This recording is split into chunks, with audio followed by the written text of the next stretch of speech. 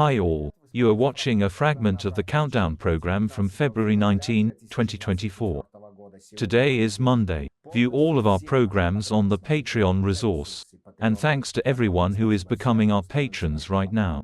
I'll talk about the themes of Postscriptum later, but now about the most important thing. While the Kremlin was celebrating the bloody capture of the Ukrainian Avdiivka, at the Munich Security Conference it was stated that the affairs of Ukraine were not as bad as they thought in Moscow. Ukraine has recently signed security guarantee agreements with Germany and France. Thus, three leading European countries, including Britain, have already guaranteed assistance to Ukraine until it joins NATO.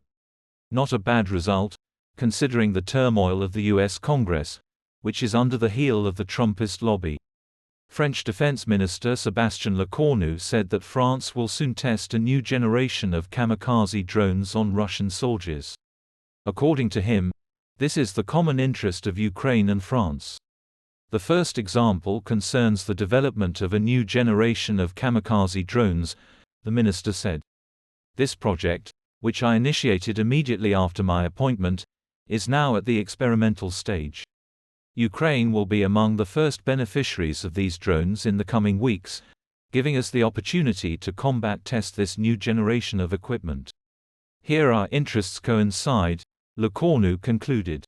It is also expected that by June 24, the long-awaited F-16S will finally appear in the skies of Ukraine. The head of European diplomacy, Josep Borrell, said at the Munich conference, "I don't think people at the highest political level, the intermediate level, understand that we are in a situation that requires a completely different approach. Not just, let's look at it next month at the Council of Foreign Ministers.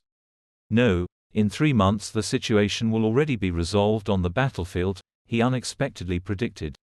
This assumption seems unreasonably optimistic, given the seriousness of the situation on the Ukrainian fronts, when the Russians are literally rushing forward in 5 directions, driven by strict orders from the Kremlin. Putin needs significant victories before mid-March, by the time of his re-establishment. Even as Ukraine faces a new wave of ammunition shortages caused by a political impasse in the US Congress over funding for Ukraine, Kyiv is holding its own and European defense officials are giving it credit for its smart and effective rationing of its ammunition. Julianne Smith, the US ambassador to NATO, told the Security Conference, "Look at what the Ukrainians have achieved in the last 2 years," referring to the combination of advanced drone technology with an old fleet of Soviet military equipment. "Look at what a collective of allies and partners have done to support Ukraine over the past 2 years, she added.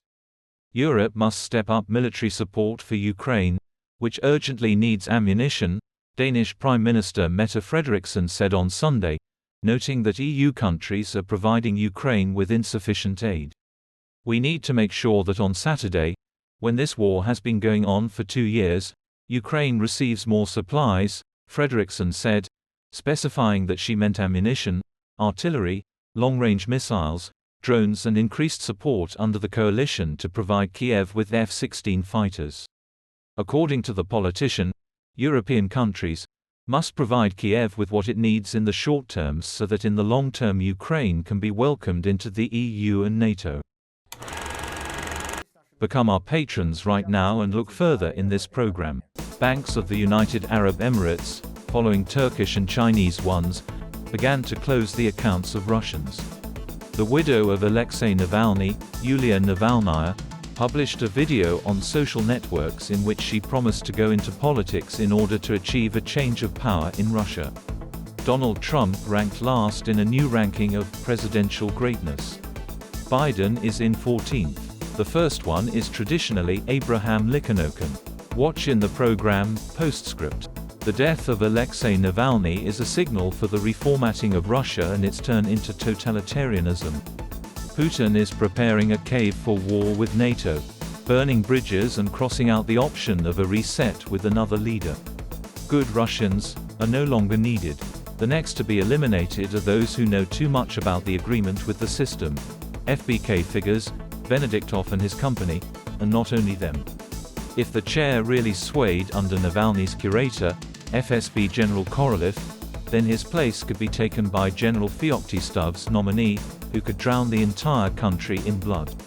You will find out his name by watching the postscript program. And that is all. View our full programs on the Patreon resource. And thanks to everyone who is becoming our patrons right now. Hugs to everyone. See you on Thursday. Glory to Ukraine.